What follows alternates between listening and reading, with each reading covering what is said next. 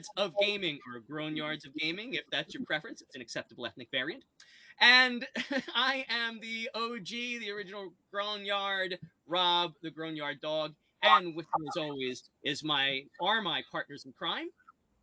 Miracle Mike. Don Paulie.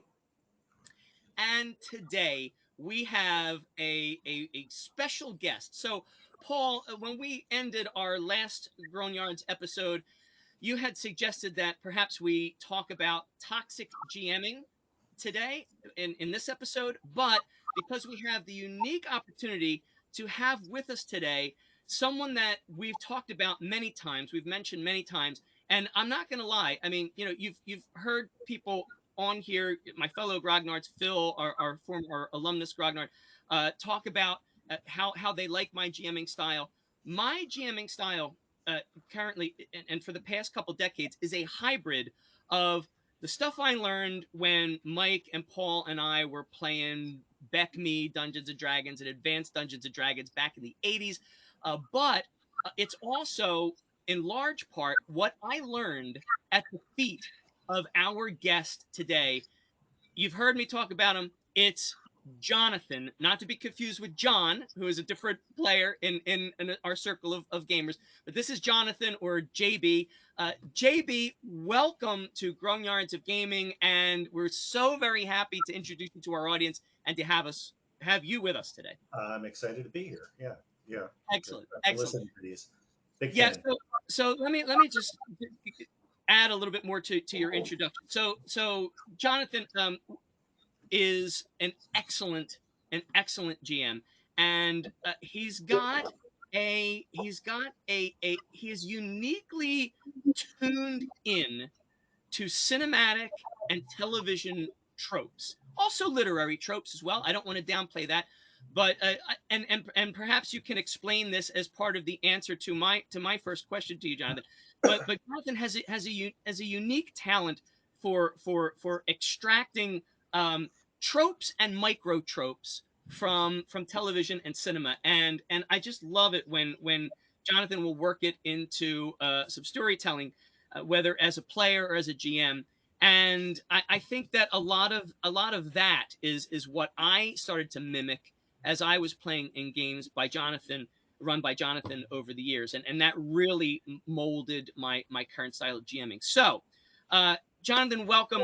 And today, instead of talking about toxic GMs, since we have you here, and since uh, we are no longer, any of us really, in the same city. I mean, Paul is the closest to me. He's in a suburb of Philadelphia, but Mike has moved all the way down to where are you again, Mike? Georgia? South Carolina. South Carolina. I don't even know. The move was so recent. I don't even. Everything below the Mason-Dixon line. It's all the damn south to me. And Jonathan, we were gaming together around a table when we were all living in New York City back in the '90s. In our How I Met Your Mother days,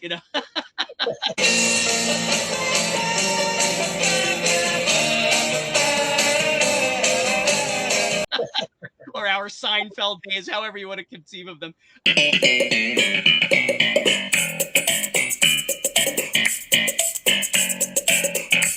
And but now we've all sort of gone back to, you've gone back to North Jersey, where you're from. I've come back to Philadelphia.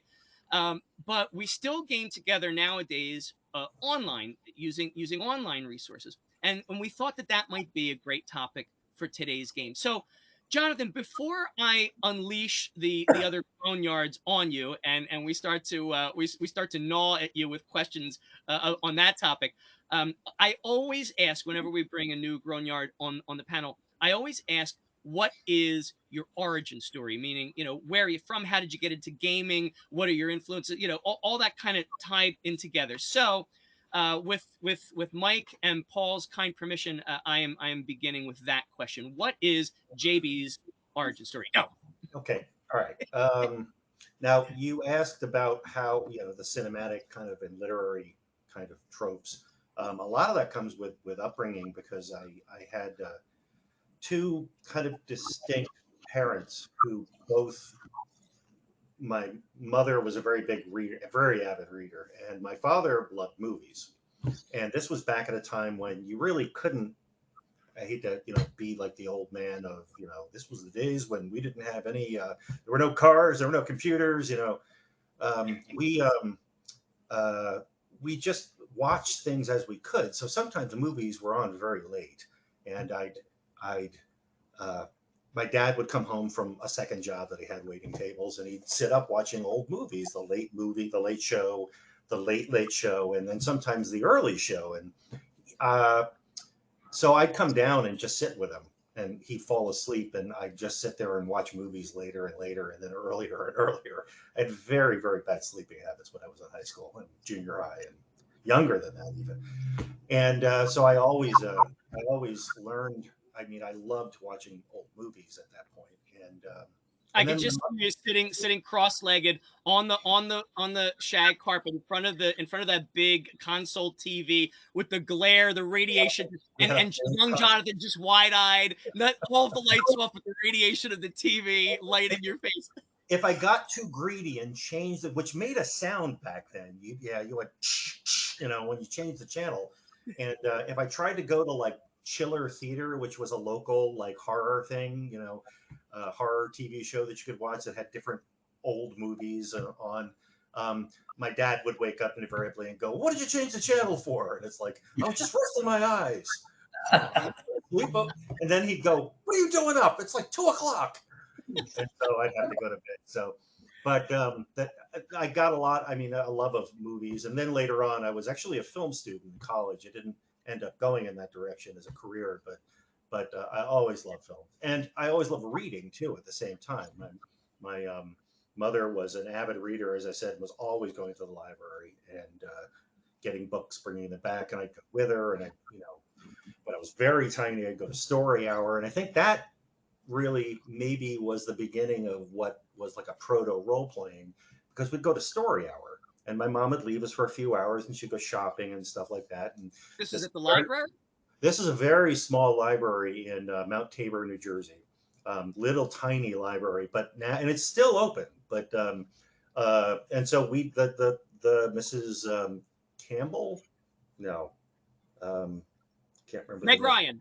Meg Ryan, right? That's an inside joke for those of you who. Um, but the librarian would sit and um, would read stories to us, or we would help act out the stories sometimes too. And so So, how did you then transition into gaming? How did you get into all gaming? And right. Well, years later, my brother, one of my older brother's friends from college, a guy named Doug Smith, came back from college, and I was probably about 13. So I was the bratty younger brother who wanted to get in on everything. So they bought. He bought D&D. He ran a D&D game at our kitchen table for my two of my brothers, and then a couple of their friends. And so was this the artist? Was this the artist brother? no, no, no, no. This was Tim, the businessman, and no, no, you're right. Jeff was. He was a friend of Jeff's too. So Jeff was Jeff Bensley. Oh, I should have put Jeff's sculpture right here if I Oh had yeah. time. Oh, yeah. Keep talking. Yeah. Okay. So we had he started he played a game one day, and I begged to be included. So they included me in the game, and I don't remember much about the game, but I remember being, oh, there we go. There's my brother Jeff's the famous sculpture. You really always loved that. I always loved this. The day I saw it sitting on your dining room table Yeah, in yeah, your apartment, and I was like, "What is that?" And you're like, "Oh, my brother made that." I'm like, "That's awesome." You're like, "You really like that? You can yeah, have it." I'm like, "Really?" yeah. It's been on my man ever since. There's been a real creative streak in our family, and he's gotten most of that gene, I guess if you call it that. So I all I remember is that I was hooked after that. I loved the idea of role playing. There was a guy in town whose name I cannot remember, but he was the son of a bookstore, of like a Carden bookstore that was down across from where I grew up, across the highway, and he would run games for local kids and had like a little club. And so I was like, oh my god, there's a whole like I could get hold of the if only I could get hold of the rules. So and I think Rob, you've heard me tell this story. One day, when I was early high school, I decided it was the summer actually, and I decided I was going to walk. This kid had, with some other people, had gotten a game store together like 2 towns over. So I decided I was going to go get the rules. I'd had a paper route and I'd had money that I'd saved up, and so I went and I walked. I don't know why I didn't ride the bike that we had, but I walked like 4.5, 5 miles to go to the next town along highways as I was doing, because this is in New Jersey, and got got the rule set. And when I got back, I was only then made aware that I'd gotten the basic set rather than the advanced set, which back then they didn't fit together so well. It wasn't like one could step back to the other one, and so I had the wrong set as it was. But I had still had fun with the set that I had, and then just went on. And this was like late '70s, so I went on to play that and Traveler, which was a sci-fi kind of thing, the big sci-fi role-playing game back then. And then there was another game called uh, uh, Space Opera, which didn't get as big a play, I think, as the other ones, but it was incredibly complicated rules.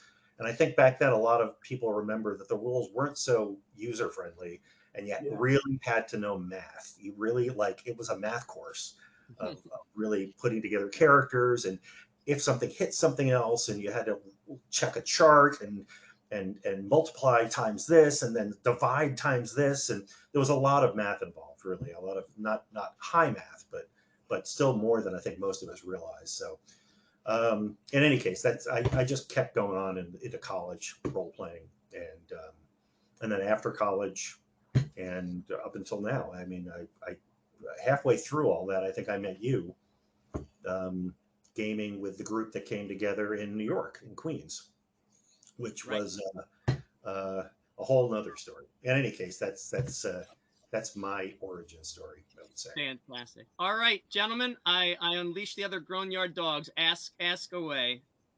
Let's bring it to today's theme, which is online gaming. Okay.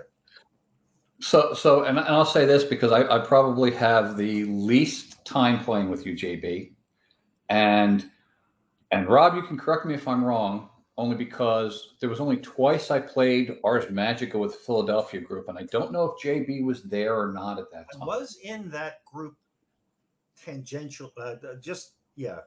Right, you would make cameos as the Quasitor or Quasitor. Okay, you're right. Yeah. Right. So I may be the only one here who has not played with you live.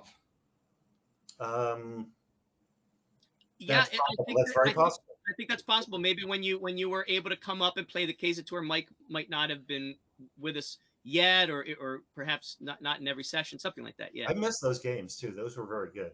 yeah. So the question I have for you is, did you have you found it difficult now that we are in this age where it is easier to get a group together virtually than it is physically? Did you find it hard to transition both your playing and possibly your GMing style from being around the table versus being virtual like this? Well, I think there's two sides to that. One is the technology, getting used to the technology, and one is it's a different venue. It's a different medium. Um, you, but the first part of that is that you have to do a lot of setup. Well, as a GM, I'm going to say you have to do a lot of setup. For the most part, I think most of the what we call virtual tabletops now is are pretty friendly to the players. I mean, in one case, you don't even really, with Foundry, you don't even have to really set up anything for the player at all. You just give them a link. Um, and with Fantasy Grounds, I think you do have to have an account, but they just make you have a free account on that. But I think as a GM, you really have to know the system that the virtual tabletop that you're using, and it takes a lot more setup because you can't riff as much. You really have to have a map, and you have to have tokens, and the tokens have to be set up a certain way, And if you want to use anything else, you can add on like music and special effects, and those you have to know how to use. So you really have to have learned about the virtual tabletop to really do things. And it is harder to really, and it's harder to actually do something off the cuff. Um, but then the other side of it is you're not in the same room with someone. So like now, I can look at your picture at your the screen and see each one of you, but you don't know I'm looking at you. And there's more of an immediacy when I'm sitting in a group and speaking, and I can turn to Rob and speak as a character to as an NPC character to Rob's PC, and I think it seems much more immediate. And you do that with everybody as you turn around as you go through the game. Um, there's something just more immediate about being able to sit in a room with somebody, and that disappears to a certain extent when you're doing a virtual game. And that's something you just have to get around, and it's really not much you can do with the virtual part of it itself.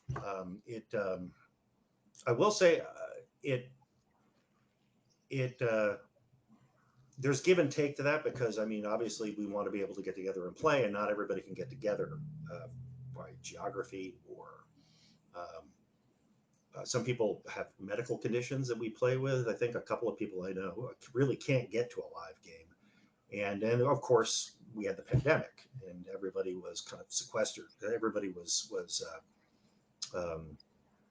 trying to shelter in place, and nobody wanted to like get out and go to somebody's until I guess they had the idea of a kind of common bubble that you were using, like a personal, like friends that you knew were, more or less taking care of themselves. But it really drew people out of the live game a lot. So it allowed for people to keep gaming, but it did take away a lot of the kind of personal flavor and the immediate flavor of gaming, I think, a lot. Thank you. That's still one of my big complaints. It's the fact that I missed the idea of actually physically rolling dice. And like you said, the the ability to sit there and look into the PC's eyes and say and interact character on character. Mm-hmm. And I really miss that to some degree. And it's been a unique, and like during the pandemic, we because we all took care of each other ourselves health wise, we always met in person, but it's not so often now. And really, if it wasn't for the fact that Mike moved all the way down to South Carolina, that's the only reason why I do this online stuff. To be honest with you, Well, because I prefer in person. I prefer the table. I prefer the sheets and all that goes along with it. yeah, the smell of somebody had coffee next to you, and like a Right. pizza gets bought in, and everyone just sitting around the table, and yeah, Yeah. yeah, there's something about even the sound of all that that really makes it a difference. Yeah. Yeah. You know, something else that is with these online versions of gaming, as you know, in our D&D game that we played yesterday. In fact, we have people in our game that are not from our group. Have you ever considered opening up to strangers like that? Uh, that's tough. That's a good question though.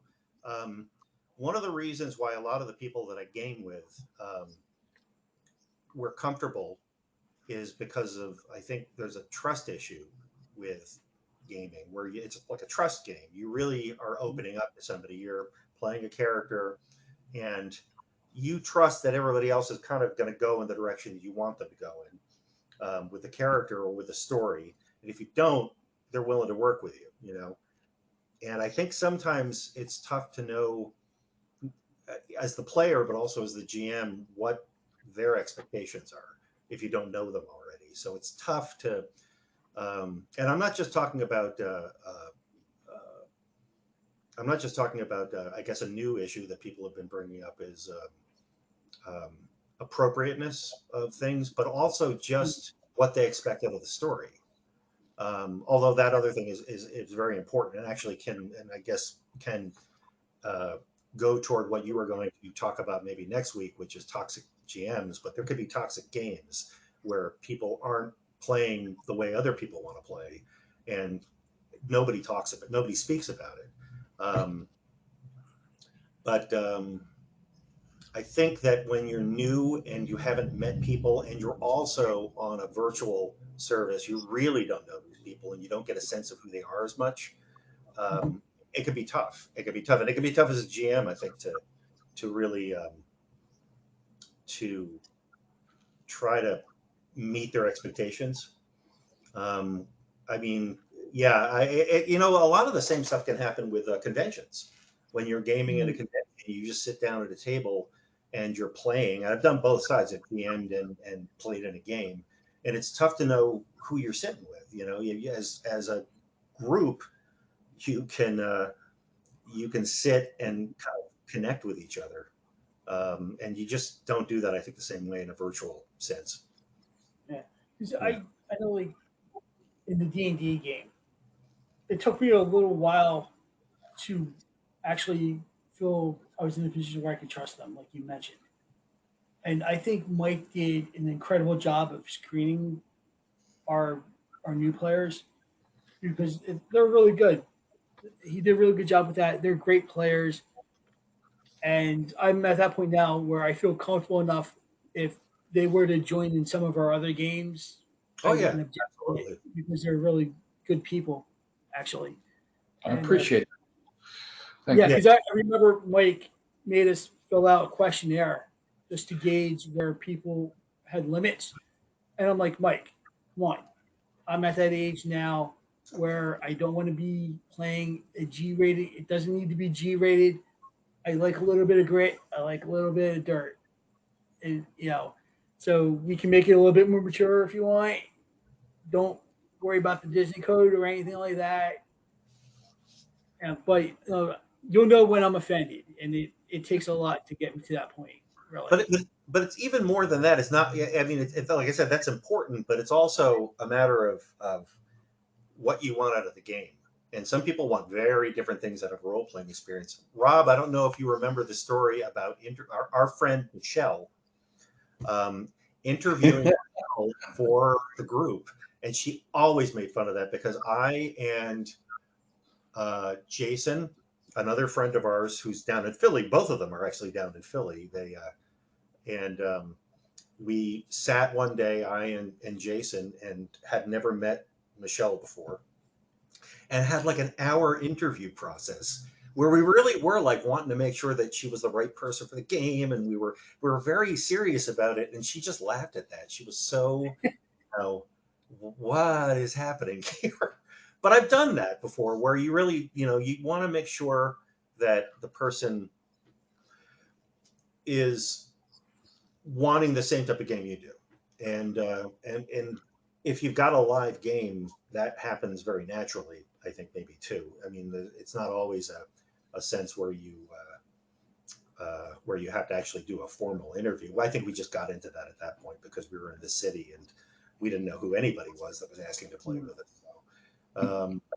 But yeah, I mean, it's a matter of like meeting their expectations or managing their expectations too. So Yeah, yeah. and everything you're talking about, it's definitely pertinent these days. I mean, when we did that interview with Michelle, Michelle was very different from many of the gamers Were we. you in on that? Were you I, there? I was not. I was not at the interview. I was not at the interview where you interviewed Michelle. I'm speaking we collectively as our gaming group.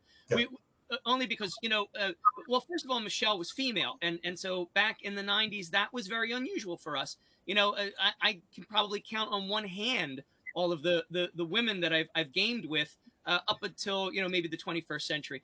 And so that was interesting, and we were all kind of from the tri-state area. Michelle was from Ohio. It was just a very different. It was very different, and so I understand why you guys want to like make sure we would share sensibilities. But nowadays, with the advent of online gaming, or I should say, the proliferation of online gaming, that is so much more common. You're not going to necessarily be gaming as we did in the '80s and '90s and '70s with people from your neighborhood who share your ideas and your worldview and your values, and they came up the way you came up, and their parents raised you the way raised their kids the way your parents raised you. It's so there's so much more diversity now that it is kind of important to do that sort of vetting process that Mike did for the D&D game, where you kind of get a feel for where people are coming from, so you make sure they're a good match.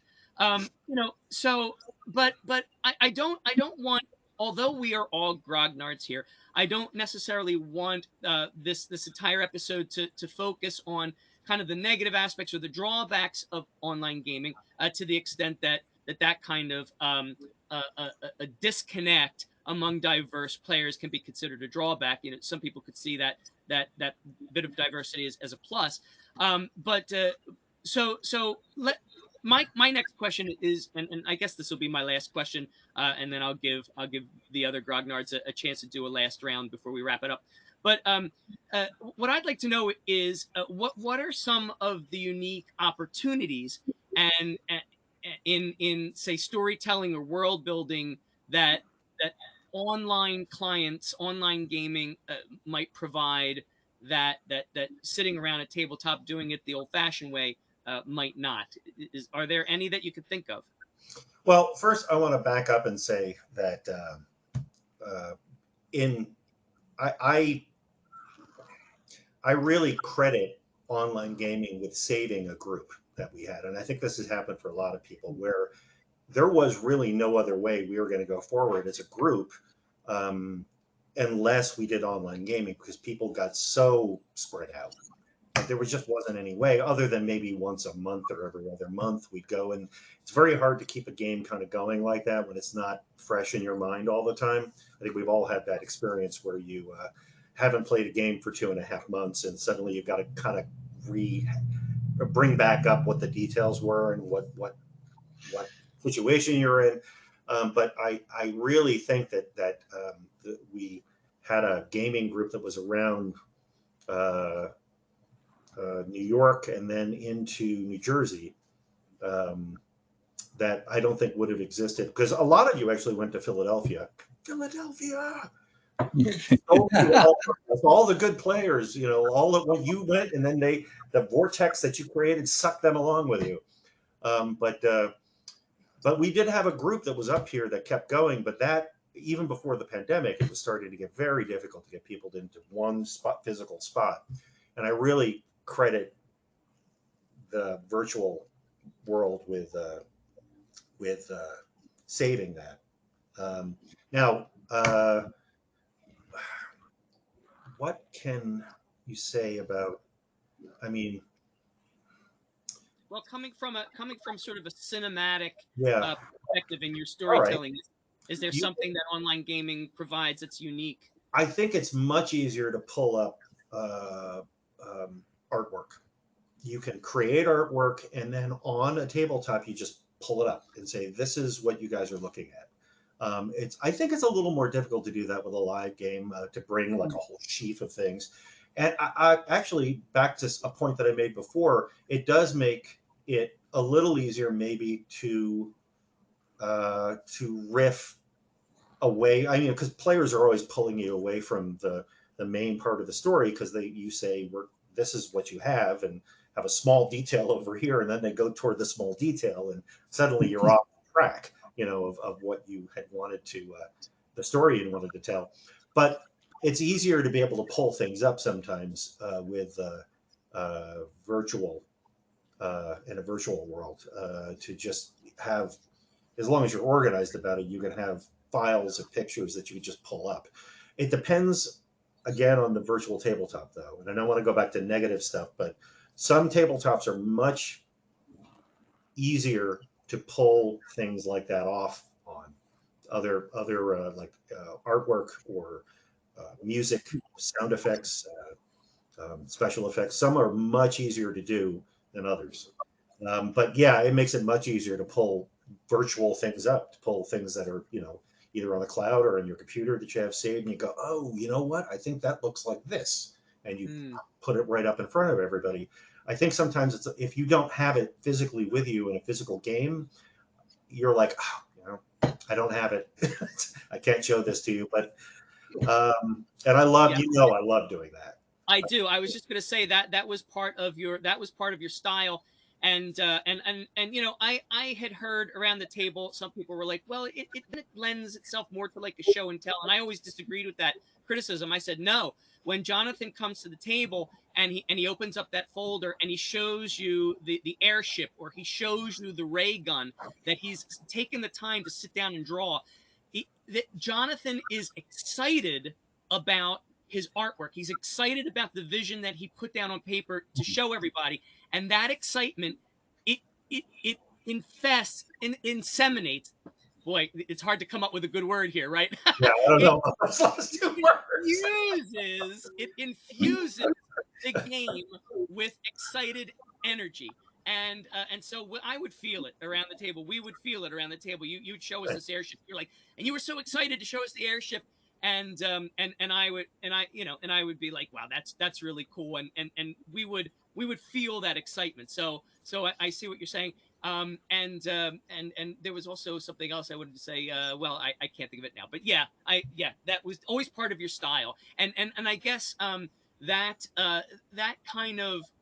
kind of influenced my style. I don't remember who, if it's somebody here in this panel, or somebody, one of us or all of us, or some of us have gamed with, but someone came up with the idea of describe your character to the other players around the table, and maybe start with an actor or actress that you think personifies that character. And I we don't I it that it's been lost to the mists of time who originated that, because I don't that know. out into all of our various gaming groups. But I often suspect it might have been you, because it seems like something you would do. But I, maybe I, not. I'm honestly not sure if I came up with that first. I remember doing it. I remember wanting to, who is the 1940s actor? Because we were playing the Pulp game, the Hero System, right? It was Hero Hmm. System Pulp game, Hmm. and it was obviously set like old movie serials or old film noir, and we wanted to know what do you look like? Who do you look like? Right. And And if we're all around a table, it's a little harder. But if we're all on a virtual tabletop, Paul could say, my character looks like so and so, and I'm like, who's so and so? And then we all Google it, and we all pull up the image. And it turns out it's like some actor from the Vikings television show that I've never seen, but Paul's seen it, and I'm like, oh, this guy is what Paul's character looks like. That's a little easier. but we're getting into an area where we can actually. Paul did this last time, where he not just Googled, he went and used AI to say, like an AI art program to say, put this actor in this kind of costume with this background, and it popped up with it, and you had something. It was for your character, I believe, for I Star Trek. think Mike. I think that might you Yeah, might be thinking Mike. Mike is the is Mike based did that. No, I on was saying AI. I, Mike did that Yeah. file for it. he kind of looks like this, and I just found a picture of the guy online, Yeah. But and I use that. Mike actually went and said, "Oh, well, this is what it looks like," and came up with the artwork and everything, and that's that's something very recent. The whole idea That of was cool. artificial Yeah, intelligence. that was for the Star Trek game. Like Mike took an actor, he put him in a Yeah, particular period Star Trek outfit, and yeah, put a Star Trekky kind of background, and we were like, "Whoa, that's perfect!" yeah. And then he did it for my character, Unfortunately, he did it for everybody's character. unfortunately, it was Controversial, but yeah, it's Oh, that was unfortunately it was the crappy Discovery uniform bike. So all right. So yeah. thank you, Jonathan. All right, so go ahead, fellas. Let's why don't you ask your final questions, and then we'll wrap. This is an interesting one because you mentioned two specifically, Fantasy Grounds, which I'm somewhat familiar with, and Foundry. I mean, there are others out there, but the and Roll 20 is another one. Roll 20 is another one. D&D Beyond does their own little Right. bit, so give them a little credit. So, and here's the interesting thing, and I'll ask you this because I don't know how long you've been doing virtual, but I'm guessing a little while. So Foundry, as an example, Foundry is something like you said that doesn't require any of the players to do anything. It's really sitting on the GM. Okay. Some of these other like Fantasy Grounds, Roll 20, D&D Beyond, some of them require, a monthly fee or, Yeah. limited content if they are free. Do you have a preference versus one or the other? Do you see advantage of one or the other versus like Foundry where you buy it wholesale or something that you subscribe to? Well, the only two that I've used, I have manage to buy lifetime subscriptions to them as a GM. If you know, and I would um, advise people who are going to maybe think about doing that, make sure it's the one that you really want. There's two that I thought I would probably be using, one or the other. And I bought, I actually, yeah, there is a, I know there's a lifetime subscription for Fantasy Grounds, and this is Unity, and as opposed to the basic one. And there's, I think there's a full use, like lifetime one for Foundry, if I'm not mistaken. I think I have that too. But so on me, it's not a big deal. I get all the new things pushed out to me. It's whether or not the player needs to pay for anything. Now with both of those, you don't. Foundry, you just put out a, like you said, it's all in the GM. You put out a link, and the players just link in or log on. The only thing sometimes that happens is that they're whatever they're using is whether they're using Chrome or they're using well, one of the other uh, Browsers. Yeah. browsers, right? Um, Sometimes it doesn't. Some don't work as well with other ones, so you have to kind of mess with that. But then I think Fantasy Grounds, you can get a free subscription as a player as long as the GM has the room for all of you, and then you do have to load that in and get updated all the time. But it doesn't require you to play. I'm not sure about Roll 20. We started with that, and I've heard it's gotten much better. But Roll 20, back when it started, was a little was very limited in what Much it could pay do. for play.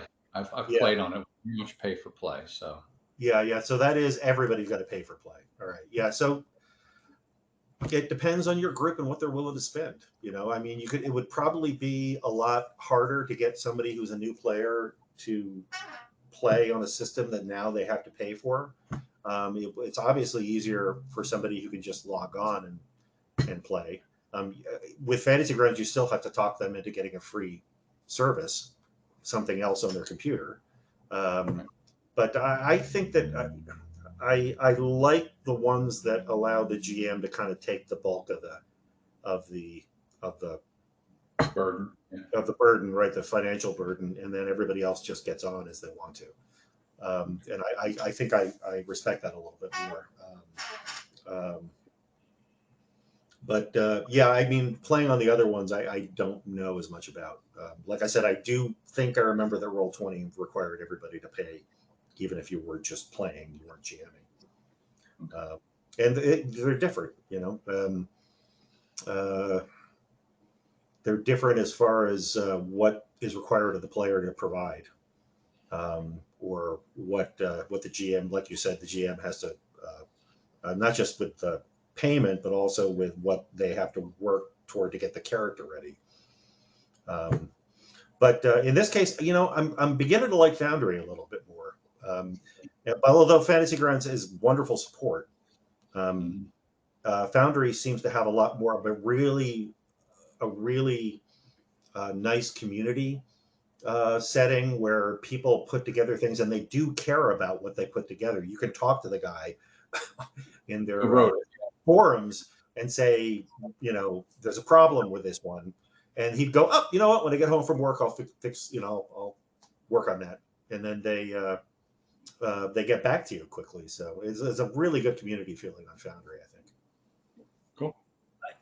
I also think that like with these sites like D&D Beyond, the character creation is Oh, really clear, really easy, and I'm kind of surprised at some of the characters I was able to pull off using it. And to be honest with you, it's come a long way since the old play by email game, oh God, yeah. especially with the maps. Because I was in one for quite a number of years, the Star Frontiers one, and it was a great game. It was fun, great people and all. But our the guy who ran it, name's Captain H, his online name. He would have the maps set up on a table in his home, and he would just do like take pictures of them and then post them. And I believe luckily, like it was a turn a week kind of thing. but we managed to get through a lot of the modules. But poor fellow, he had to move the counter, take another picture. I mean, It's come such a long way. you could do Sounds a whole like thing on that's the history of it. You could do a whole thing on the history of doing things online, Yeah, with that, or with you had bulletin board kind of role playing, mudding. Was it called mudding? Yeah. Mudding. Yep. Mm-hmm. Yeah. yeah, I know what you're talking about there. A friend of ours was heavily into that for a while. Rob, you did that, didn't you? And I I know I did that. I did I In it. fact, know. I think I got Mike into mushing back in the Must- 90s. Did. Yeah. Yes. All right, Paul, you want to take it away with our final question of the episode? I asked everything I wanted to with relation to this. Okay, And very good. Well, then, I have a question for all of you, and I want oh, because and this has nothing to do with our subject matter. Can you please um, tell me where Grognard comes from? The sure. word. Wow. I think I know, but The question becomes the questioner. How the turntable how the tables have turned. how the turn no, I'm doing Michael Scott. How the turntable and then he just lets it go. The turntable turned. Well, well, well. How the turntables. I can explain that. So at Grognard, back during the Napoleonic era was one of the loyalists that would be a loyalist to Napoleon. So when the new regime came in, the old guard were called Grognard, and so the gaming community adopted that word to refer to us old, like Dana Carvey, old man, get off my lawn types. Like, hey, in my day, we didn't have virtual role playing. We used to skin a rabbit and use its blood to write on the backs of shovels, and those were our character sheets, and we liked it. We loved it. In my day, there was only one show in town, and it was called Stare at the Sun. That's right, you'd sit in the middle of an open field and stare up at the sun till your eyeballs burst into flames. And you thought, oh no, maybe I shouldn't have stared directly into the burning sun with my eyes wide open. But it was too late. Your head was on fire and people were roasting chickens over it. And that's the way it was, and we liked it. So that's like the typical Grognard or Grognard, because a lot of American gamers don't speak French, probably aren't clued into the fact that the G in front of the N makes it more of like a ñ sound, so they would pronounce it as they would write it, Grognard, and that's where it comes from. So, And is that where the word grog comes from? I don't think so. I think, and we should ask Phil because he knows everything there is to know about Ars Magica. But a grog is like like a peon, like the foot soldiers of Ars Magica, and I think that comes from the fact that when the Covenant's grogs, the Covenant's soldiers are not soldiering, they are drinking and carousing because they actually have a carousing skill. And so back in those days, what they would do is they would mix rum with whatever water, with pour water. down. They would make grog, and they were called grogs because they drank grog all the time. I think that's where. And to listeners, we're talking about Ars Magica, the game. But yeah, Yes. okay. Yeah. Well, at that time too, that was a staple on Royal Navy ships. The grog. I've heard that word. A Oh, portion of grog. Was it rum and water, It's like basically? rum and water. I think Oh, most. I think I could be wrong on this, but I think it had something to do with keeping the water. Oh yeah, the water was never good on those ships. It was all Yeah, brackish. got it. yeah. Got it. So it kind of killed any bacteria, and the men were happy. There you go. All right, so let me end. If we don't have a final question for Paul, then let me just end by explaining the inside joke because I think it's a funny way to end the episode. So the inside joke is this, ladies and gentlemen: Jonathan knows everything on earth there is to know about radio, television, and film. That is his superpower. But like every superhero, he has a kryptonite. And Jonathan's kryptonite is when he very excitedly launches into an explanation of The Knight of Ascari from 1976, where Captain Turnbull, who was played by and his kryptonite is he can never remember actors' names. So he's reaching for the name Eric Schumann, who was the actor in 1976 that played Captain Turnbull in The Night of the Ascari. But he's never gonna get Eric Schumann. It's never gonna come to him. He'll remember the year, 1976. He'll remember the title. He'll remember the characters. I remember other movies that the same actor was in. Yes, and the story will come to a screeching halt, and we're all sitting waiting to hear this theory. But it's pausing because he's like, So I came up with this technique. I would just say, no matter what character he was trying, I would just say Meg Ryan, and he'd go. And that was Jonathan's cue, like, Jonathan, get on with the story because it doesn't really matter who the actor was. And Jonathan would be like, all right, and Meg Ryan, and he would just go on, and that would grease the wheels. A really short anecdote with our friend Sandy. He was talking about a movie once and couldn't remember Meg Ryan's name. And I stopped him and I went, Sandy, Meg Ryan. And he just laughed. He just fell over laughing. He just fell over. I was able to actually use that for Meg Ryan. And the reason Meg Ryan became the filler name was because at the time that this was going on in the mid-90s, she was like at the top of the game. You know, she was the biggest actress. So All right. Well, Jonathan, thank you so much for joining us. I really loved introducing you to our audience after talking about you for so long. Loved hearing your input.